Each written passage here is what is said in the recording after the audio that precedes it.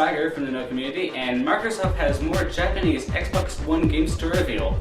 That's right, Microsoft's ID at Xbox director Chris Charlotte recently revealed in an interview that there were indeed more Japanese Xbox One titles in development.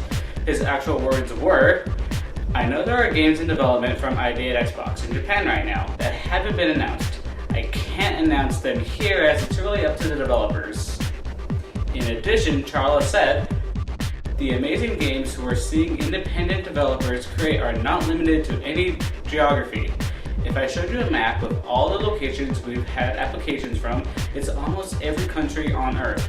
Where great games are getting made is around the world. Japan, the US, China, Belgium, there are amazing developers all over the world. It's pretty cool to see all those games on the way to ID at Xbox." While we're on the topic of Xbox in Japan, it's not a secret that Microsoft has never had any real luck in Japan itself. On Twitter, Xbox division head Phil Spencer has said, "We will be in Japan in September. Japan hasn't always been the easiest market for us. We'll be a good launch and be at TGS." For those who aren't in the know, the Xbox One will launch with around 29 games in Japan. These games include some Western games such as Call of Duty Ghosts, Dead Rising 3, and Crimson Dragon, along with more recent games such as Strider, Titanfall, and Murdered Soul Suspect. There will also be some support for the Xbox One's launch in Japan by Japanese game studios such as Konami with Metal Gear Solid 5 Ground Zeroes, Tech McCoy with a port of Warriors Orochi 3 Ultimate, and Cyberstep's free-to-play MMORPG Onigiri, which as of now is a PS4 exclusive title here in North America, however will be on both Xbox One and PS4 in Japan. 5PB Games, short for 5 Powered and Basics, will also be supporting the Xbox One's release in Japan with 3 games. The first being a game based on the anime Psycho-Pass. The game will feature an original story, however, not much is known on how it will relate to the anime itself. The second game is titled My Street F. This includes a remake of the original My Street along with a new sequel.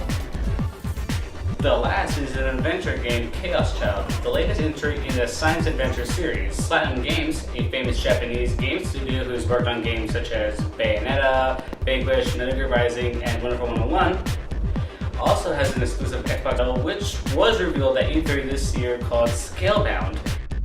Scalebound transports you to a distant hostile world. You'll come face to face with fearsome creatures including a formidable dragon, and the bond you forge with this awesome predator will prove crucial to the survival of both worlds. With all the support for the Xbox One, there is a chance the Xbox One may stand a fighting chance in Japan. However, since the console hasn't actually launched yet, and it won't launch until September, it's too early to say. Japanese game studios are making games for the console, and as ID Xbox director Chris Charlotte mentioned, there are more Japanese Xbox One titles in development. So what do you think? Could all the support for the Xbox One in Japan be just what it needs to make it in the land of the rising sun?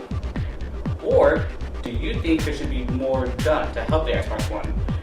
Do you think the Xbox One is doomed to the same fate as the Xbox Series 6 in Japan? Go ahead and leave any answers or suggestions you have in the comment section below.